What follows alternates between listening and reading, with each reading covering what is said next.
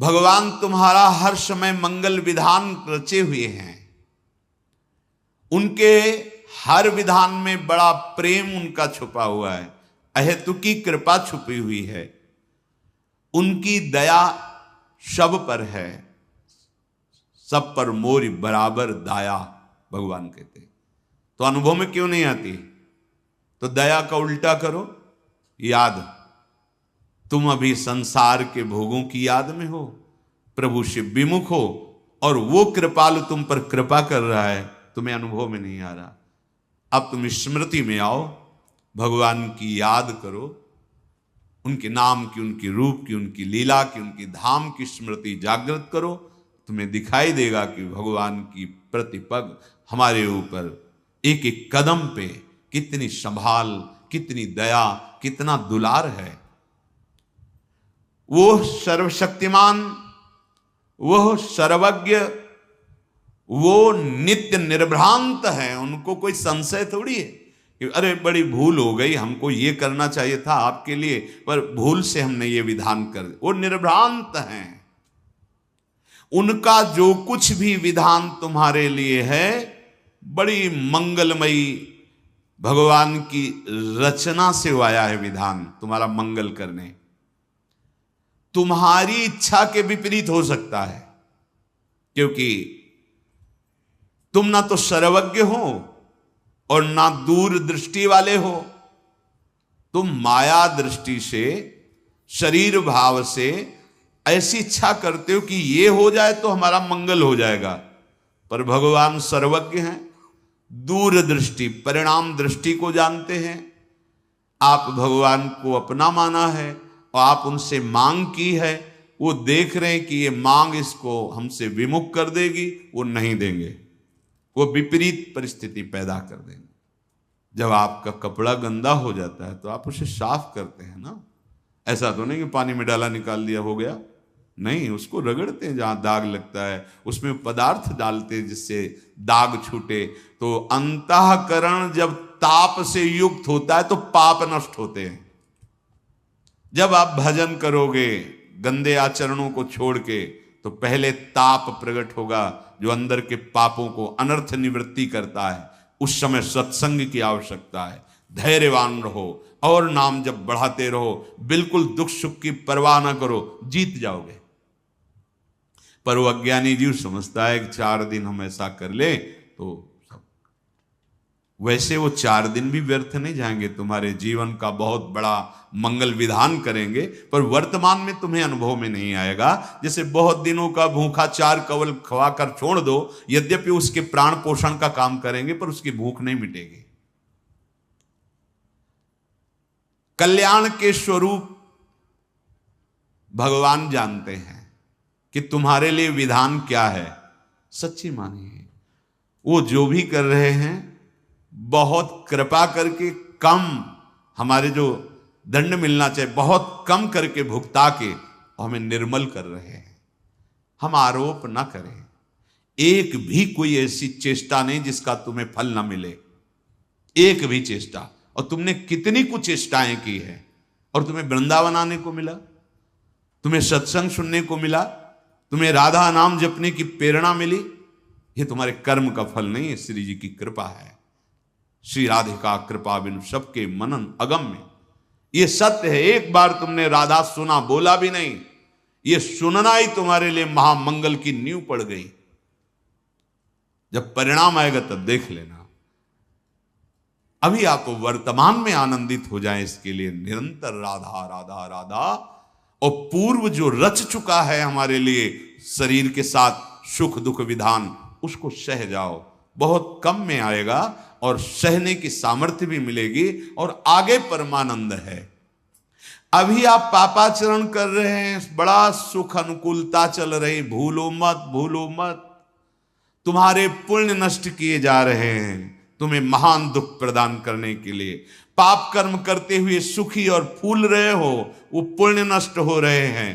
पाप नया तैयार हो रहा है, पुराना तो स्टॉक है ही। जब दोनों का संयोग होगा तब तुम्हें पता चलेगा। इसलिए वर्तमान की परिस्थिति को भजन से मत नापो। तुमसे भूल हो सकती है, भगवान से नहीं। वो सर्वज्ञ हैं। तुम अपना मंगल जो सोच रहे हो अमंगल हो सकता है, भगवान जो तुम्हारा मंगल सोच रहे हैं उससे नहीं। विश्वास करो, भगवान कभी, पूज्य राधा बाबा के शब्दों में, कि भगवान की ताकत ही नहीं कि वह मंगल कर सके। जैसे सूर्य की ताकत ही नहीं कि अंधेरा कर सके। भाई सूर्य भगवान विराजमान, दिखाओ अंधेरा, तो कहेंगे हम जाएंगे तभी अंधेरा होगा, हमारे सामने तो अंधेरा हो नहीं सकता। तो भगवत विमुख का अमंगल हो सकता है, भगवत सन्मुख हो तो भगवान की भी ताकत नहीं कि अमंगल कर दें। नहीं बोले भगवान मार सकते हैं। तो जिनको भगवान ने ऐसी लीला की उनको वो पद मिला जो मुनिजनों को मिलता है। बड़े बड़े साधन परायण तपस्वी मुनि जिस पद की आकांक्षा करते हैं, भगवान ने जिनके साथ ये उद्धार लीला की, वो मुनिजन वांछित परम पद को प्राप्त हुए। भला अमंगल कर पाए? भगवान अमंगल नहीं कर सकते। अगर भगवान को कहा जाए कि तुम्हारी ताकत हो तो हमें हमारा अमंगल करके दिखाओ, तो भगवान हार जाएंगे। भगवान मंगल भवन है, वो अमंगल कर ही नहीं सकते। हां, भगवत विमुख होने पर अमंगल हो जाएगा। तो तुम उपासक हो, भगवान की असीम शक्ति है, उस असीम शक्ति में सब कुछ सहज में करने की सामर्थ्य है, पर वो तुम्हारी इच्छा के अनुसार नहीं कर रहे। इसका मतलब भगवान की मंगलमयी इच्छा हमारे ऊपर लागू हो गई। अब हमें भगवत प्राप्ति में कोई संशय नहीं। अर्थात उपासक को एक तो इच्छा ही नहीं करनी चाहिए, अगर इच्छा है तो भगवान के सामने रखकर छोड़ देना चाहिए। आप जो आपको भावे सो करो। आप स्वतंत्र हो, आपको लगे कि इस इच्छा पूर्ति से मंगल होगा तो आप कर दो, और आपको लगे कि नहीं होगा तो आप कभी मत करना। ये छूट दे दो। नहीं, ये छूट इसलिए कि तुम्हारी श्रद्धा और विश्वास डगमगाएगा नहीं। भगवान की सर्वज्ञता, सर्वशक्ति, सौहार्दता, मंगलमयता पर तुम विश्वास करो। अपनी स्वतंत्र इच्छाओं से कभी तुम मंगल स्वरूप को प्राप्त नहीं हो सकते। प्रभु की अहेतुकी कृपा, प्रीति, सौहार्द, सर्वज्ञता आदि पर विश्वास करके तुम जब अपनी इच्छा को प्रभु के चरणों में समर्पित कर देते हो, और वो इच्छा जब पूर्ति नहीं होती और आप विचलित होते हो, तो भगवान कृपा करके सत्संग दिलवा देते हैं। पक्का मानना, सत्संग मिला, भगवान ने हमको चयन कर लिया अपने पास बुलाने के लिए। पूरी सृष्टि में हम पर कृपा हो गई, इतने अनंत जीवों में से मुझे निकाल लिया। कितना प्यार करते हैं प्रभु। मुझे सतमार्ग मिल गया, संत संग मिला, मनो सब कुछ प्राप्त हो गया। पर फिर सावधान, संत संग कैसे? संतों का संग जो हमें भगवत कृपा से मिलता है, वो सत्संग जो सत्संग मात्र से भगवत प्राप्ति। बड़े भाग पाइब सत्संगा बिना प्रयास होई भवभंगा। बिना प्रयास ही हमारे संसार बंधन का नाश करने वाला सत्संग। तो कल बताया गया था वो कैसे होते हैं साधुजन। पहला था तितिक्षवा, तितिक्षवा सहनशील, कारुणिका दयालवः अर्थात दयालु, सर्वदेही नाम अर्थात सकल प्राणी नाम सुहृदा हितकांक्षिणा। समस्त देहधारियों का कैसे मंगल हो, ये कैसे सुख को प्राप्त हो, यही उनके हृदय में चलता रहता है। अजात शत्रवः, संपूर्ण सृष्टि में एक भी शत्रु जिसका नहीं है। न जातो शत्रुवो येषां ते तथा अजात शत्रवः, पैदा ही नहीं हुआ जिनका शत्रु, अर्थात किसी से द्वेष नहीं। अद्वेष्टा सर्वभूतानाम मैत्रः करुणैव च, सबसे मित्रता का भाव, सबसे करुणा का भाव, किसी पर दोष दर्शन नहीं, किसी से द्वेष नहीं। अजात शत्रवः साधवा साधुभूषणा, ये परम सुशीतल शीलवान साधुता के लक्षणों को धारण करने वाले, मानो साधुता ही उनका आभूषण है, ऐसे संतजन। मयि अनन्य भावेन भक्तिम कुर्वन्ति ये दृढ़ाम। मयि अनन्य अर्थात एकाग्रेण निष्कामेन कर्मणा मनसा अंतःकरणेन दृढ़ाम भक्तिम कुर्वन्तु। शरीर से, मन से, वाणी से एकमात्र अपने आराध्य देव का आश्रय, एक भरोसो, एक बल, एक आस विश्वास, सब हमारे भगवान के स्वरूप है। पर हम जिनकी उपासना, जिस नाम की, जिस रूप की, उसमें अनन्य भाव। मयि अनन्य भावेन, एक अनन्य भक्ति का स्वरूप है। ये अगर नहीं होगा तो आगे वाला अनन्य भाव नहीं आएगा। पहला स्वरूप है सो अनन्य गति जाके असमति न टरे हनुमंत, मैं सेवक सचराचर रूप स्वामी भगवंत। ये बहुत जरूरी है। साहब मेरे प्रभु, सच्ची सच्ची मेरे प्रभु ही है।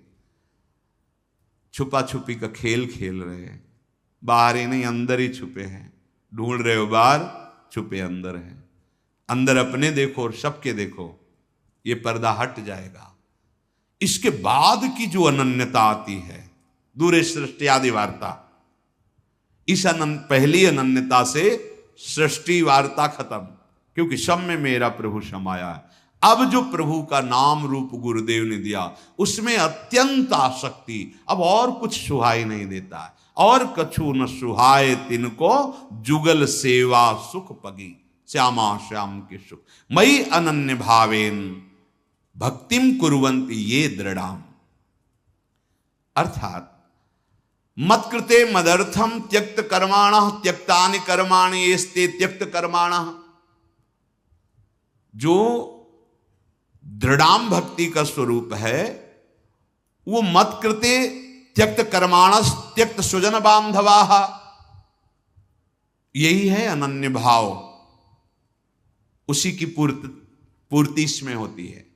यदि आप अपने लिए कुछ भी स्वतंत्र रूप से कर्म करके उसे भोगते हैं, कर्ता भाव बनते हैं, तो अभी भक्ति का रंग नहीं आया।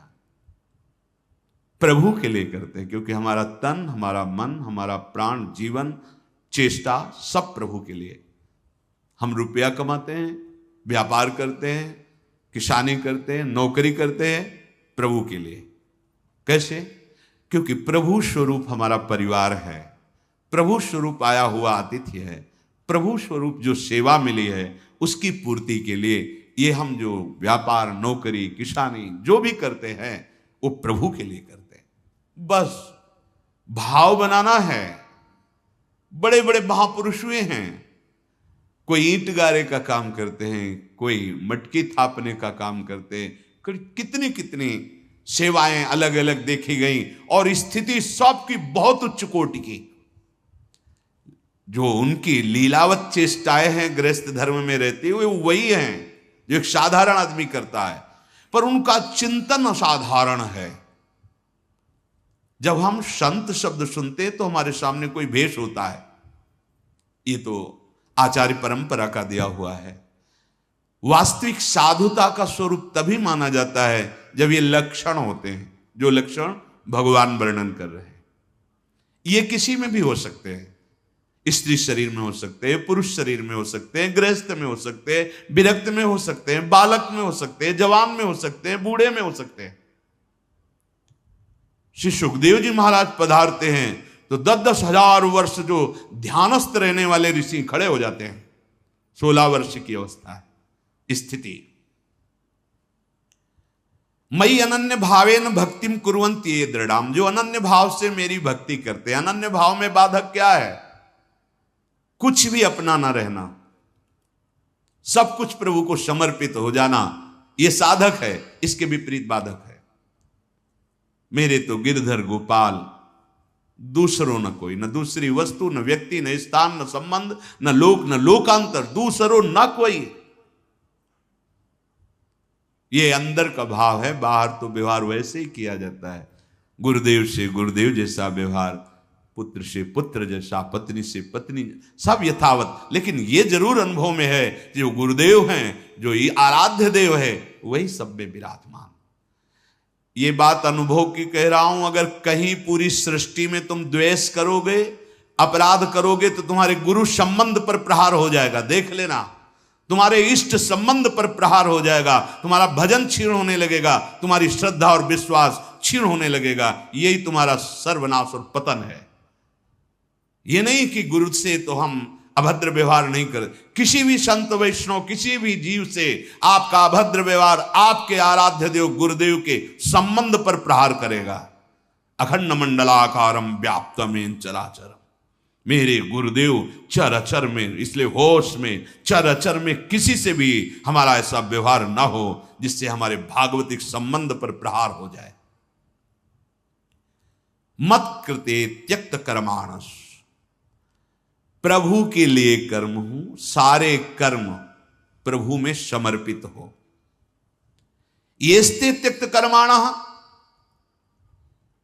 जो भी हम कर रहे हैं प्रभु के लिए कर रहे हैं, वही कर्म है, उनको प्रभु के लिए समर्पित कर दिया, वो मुक्त करने वाले हो गए। और अहम से किया कर्ता भोक्ता, वही बांधने वाले बन गए। जो मेरे भक्त जन होते हैं भगवान के, वो मेरे निमित्त सकल कर्मों को त्यक्त माने समर्पण करना। बिना कर्म की कोई रह नहीं सकता। हाथ पैर बांध के बैठ जा तो भी कर्म होगा, मन कर्म करेगा, श्वास तो लेंगे ही, चिंतन तो होगा ही। स्थूल को बांध के रख लेने से तुम निष्काम थोड़ी हो जाओगे। स्थूल को बांध के रख देने से तुम ऐसा तो अकर्मण्य थोड़ी बन जाओगे। जो भी आपसे शारीरिक मानसिक चेष्टाएं हो रही, प्रभु की प्रसन्नता के लिए हो, प्रभु को समर्पण करने के लिए हो, तो कर्मों का राग छूट जाना, कर्तृत्व भाव छूट जाना, ये त्यक्त कर्माणा है। कर्तृत्व भाव, कर्मों का राग, फल की आकांक्षा, इनका त्याग हो जाना, यही त्यक्त कर्माणा है। और त्यक्त स्वजन बांधवाः, जो मेरे संत जन होते हैं वो अपने स्वजन, कुटुंबी, रिश्ते, नाते सब का त्याग कर देते हैं। अब इसको अगर ना समझा जाए तो घर छोड़ के भाग जाते हैं, ऐसा नहीं कह रहे। किसी से संबंध नहीं है, सबसे संबंध है। नाते नेह राम के मनियत सुहृद सुसेव्य जहालो, यह संबंधों का त्याग। सब में अपने प्रभु के भाव से, बकाया ना हमारा कोई अमुक संबंधी ना अमुक संबंधी कोई नहीं, एकमात्र भगवत संबंध, इसे त्याग कहते हैं। नहीं तो भाग के जाओ, कहीं भी जाओ, संपूर्ण चराचर जगत मेरा प्रभु है, बस इसी भाव से। नौटंकी नाटक नहीं है ये परमार्थ। हाँ, बहुत होश में, नहीं तो माया का जल ऐसे गिराने में देर नहीं लगता है। तुम्हारी धर्म की बुद्धि नहीं है। त्याग का तात्पर्य क्या है? भगवान यहां कह रहे त्यक्त स्वजन बांधवाः, सब में भगवत भाव, सब में मेरे प्रभु हैं, बस उसी भाव से घर में रखो, आराम से रहो, कोई परेशानी नहीं, कहीं भागने की जरूरत। और वन में रहो और ये सब राग बना हुआ है ना, तो आप कितने वर्ष अकेले वन में बने रहोगे। जहां समाज में आओगे फिर फंस जाओगे। देखा है ये सब, देखा है, ये लीलाएं देखी है। छोटी अवस्था थी तो उत्तर तो नहीं देते थे, बस देख लेते थे, और देख के अंदर बैठे सदगुरु उपदेश करते, देख यहां चूक हुई, यहां गिरना होता है, यहां चूक हुई, यहां से गिरना। जीवन भर साधक साधक ही रहता है। जीवन भर जब तक प्राण शरीर में रहते तब तक सीखने को ही मिलता रहता है। शिष्य शिष्य ही रहता है, सीखते ही रहते हैं। जगत गुरु भगवान सिखाते ही रहते हैं, नई बातें मिलने लगे। ऐसा करने से ऐसा हो जाता है। हाँ देखो, ऐसा परिणाम भगवान हमारे लीला करके हमको शिक्षा देते रहते हैं। त्यक्त स्वजन बांधवाः का मतलब ये नहीं कि घर से भाग गए, परिवार से दूर हो गए तो आप त्यक्त स्वजन बांधवा हो गए। यहां राग छुपा रहता है, राग। कई ऐसे उदाहरण मिलते हैं। तो इनसे उपासक को चाहे जो वैराग्य भाव से है, वो कभी प्रगट में भी ऐसी गलतियां ना कर बैठे। राग का त्याग नहीं हुआ तो देखो, संन्यास लेने पर भी राग बना रहा ना। बहुत सूक्ष्म राग होता है, बहुत सूक्ष्म। ये भगवान की कृपा से नष्ट होता है, भगवान के भजन से नष्ट होता है। वो आप गृहस्थ में भी कर सकते हैं, राग रहित होकर सब में भगवत भाव। तो संत वो है जो त्यक्त कर्माणा, और संत वो है जो त्यक्त स्वजन बांधवाहा। या तो हमारे सब स्वजन बांधव हैं या तो कोई नहीं है। उदार चरिता नाम वसुधैव कुटुंबकम, हमारा शरीर संबंधी पर्सनल कोई नहीं आना चाहिए सामने। जैसे सब वैसे तुम अगर ये भाव रख कर आओगे कि हम आपके शरीर संबंधी हैं, तो यहां किंचन मात्र भी आपको मान नहीं मिलेगा, और हो सकता है आपके साथ कटुता आपको अनुभव, ऐसा व्यवहार हो। नहीं, संपूर्ण जगत में जैसा तुम्हारा व्यवहार है वैसा ही होना चाहिए। अगर तनिक भी बिगड़ा तो परमार्थ भ्रष्ट करने के लिए देवता लोग इनको प्रेरित करते हैं। ये केवल स्वार्थ के पथिक हैं, ये परमार्थ का बिल्कुल ज्ञान नहीं रखते। तुम्हें और अपने को भ्रष्ट करना ये जानते हैं, ऊंचे उठाना नहीं जानते। त्यक्त स्वजन बांधवा, इसे बहुत अच्छे से समझ लो। ये जो शासन किया जाता है कि आप अपने प्रियजनों से दूरी बना के रखिए, क्योंकि हमारे परम प्रिय प्रभु के परिचय में यही बाहरी रूप और बाहरी संबंध बाधक हैं। अगर गृहस्थ में हो तो भगवत भाव से उनका सेवन करो, और विरक्त में हो तो दूरी बना के रखो। भगवत भाव होते हुए भी दूरी बना के रखो। जैसे सब भजन करे, अगर कोई भजन मार्ग में चला, चलिए आप भी भजन मार्ग में चलिए। संबंध का पोषण, शारीरिक संबंध का पोषण, आप हमारे अमुख हैं इसलिए आपके लिए विशेष आसन, विशेष व्यवस्था। तो गए आप विशेष से, जहां आप विशेष चढ़ना चाहते थे वहीं गए, बहुत देखा है। इसलिए उपासक को त्यक्त स्वजन बांधवा। भगवान श्री राम जी महाराज कहते हैं, जननी जनक बंद सुत दारा, तन धन धाम सुहृद परिवारा, सबकी ममता ताग बटोरी, मम पद मन बांध बरडोरी। यदि आप उधर से उदासीन हो जाएंगे तो भगवान उधर संभाल लेंगे। प्रणत कुटुंब पाल रघुराई, जो शरणागत अनन्य भाव से भगवान में समर्पित हो जाता है, भगवान उसके परिवार की बागडोर अपने हाथ में ले लेते हैं। प्रणत कुटुंब पाल रघुराई, शरणागत के परिवार का भी पालन भगवान स्वयं ले लेते हैं अपने हाथ में। वैसे तो विश्वंबर विश्व का पालन करते हैं। मोह से आविष्ट चित्त होकर के किसी भी तरह का जो विरक्त का व्यवहार अपने स्वजन बांधवों से होता है, वो परमार्थ का नाश करने वाला होता है। भगवत भाव से जैसे सबसे वैसे ही, इतना भी विशेषता नहीं होनी चाहिए। वैसे ही व्यवहार, विशेषता भगवत संबंध की होती है, शरीर संबंध की नहीं। माया का जाल है, सावधान होकर। भगवान का आदेश है त्यक्त स्वजन बांधवा। हरिवंश महाप्रभु का आदेश है दूरादपास्य स्वजनान। ये जो स्वजन का वेश रखकर हमारी चित्त वृत्ति का अपहरण करने और हमारे धर्म जो वैराग्य मार्ग है उसको जो भ्रष्ट करने की चेष्टा की जाती है, इससे उपासक सावधान रहे। सब में हमारा ये सब भगवत स्वरूप जगत हमारा परिवार है, क्योंकि हम प्रभु के तो सब प्रभु के जन हैं। ये भाव, उदार चरिता नाम वसुधैव कुटुंबकम। हमारा परिवार इतना बड़ा नहीं है, अनंत ब्रह्मांड हमारा परिवार, क्योंकि हमारे पिता, हमारे स्वामी, हमारे मालिक भगवान हैं। वो इस विस्तार रूप से प्राप्त है। अगर कहीं भी तनिक भी राग रख करके तो फिर बंधन देखा है। मदाश्रया कथामृष्टा श्रृण्वन्ति कथयन्ति च, उनको केवल मेरा आश्रय होता है। मदाश्रया, गुरु मंत्र गुरु उपदेश तुम्हारी संपत्ति है। भगवद आश्रय लिया है, जहां दिखाई दे खटपट वहां से निकल पड़े झटपट, राधा राधा राधा। समझ रहे? शिष्य का मतलब क्या है? गुरु की वस्तु को समझो। फकीर का स्वभाव कैसा होता है? जहां हुई खटपट, कमंडल उठाया चल दिए झटपट, कोई मतलब नहीं। मदाश्रया, भगवद आश्रय। बैंक बैलेंस का आश्रय नहीं, बिल्डिंग का आश्रय नहीं, भोजन का आश्रय नहीं, एकमात्र गुरुदेव के मंत्र उपदेश का आश्रय। गुरु परतंत्र नहीं बनाता, गुरु स्वतंत्र बनाता है। तुम किसी वस्तु व्यक्ति के परतंत्र हो तो गुरु के विधान में नहीं हो, स्वतंत्र। कैसी स्वतंत्रता? न काम, न क्रोध, न लोभ, न मोह, न मद, न मत्सर, न अपने शरीर की परवाह, न कल्याण की परवाह, निरंतर भगवदानंद में मस्त। जिधर धक्का लगा कदम बढ़ गए।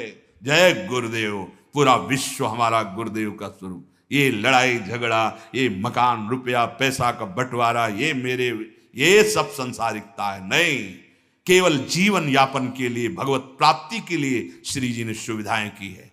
न हमारा अधिकार न आपका अधिकार, ये जगत की वस्तु जगत में ही रह जाएगी। अपना काम बना लो।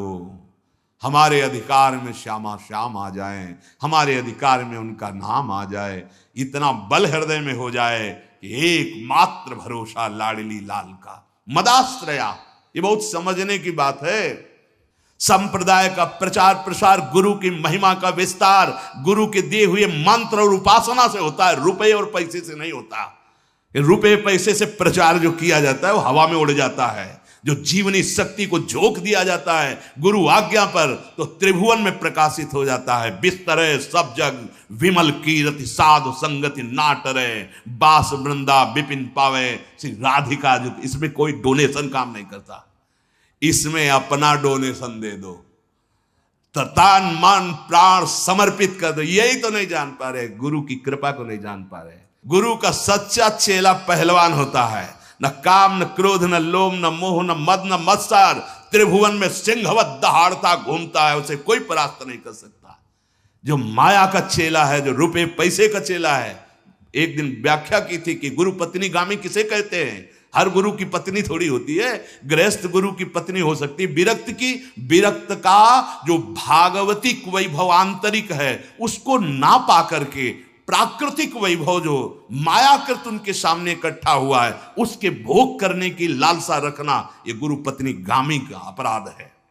गुरु की प्राकृतिक जो वैभव एकत्रित हुआ है उसको लक्ष्य में रखकर शिष्य बनना और उसका भोग करके आनंदित होना, यही गुरु पत्नी गामी का लक्षण है। गुरु की आंतरिक संपत्ति श्यामा श्याम, और उस पर हमारा अधिकार है बिना किसी के दिए, क्योंकि गुरुदेव ने नाम और मंत्र के रूप में दे दिया है। इसलिए सबसे प्रार्थना है इस बात को समझिए, चाहे गृहस्थ हो चाहे विरक्त, मदाश्रया भगवदाश्रय।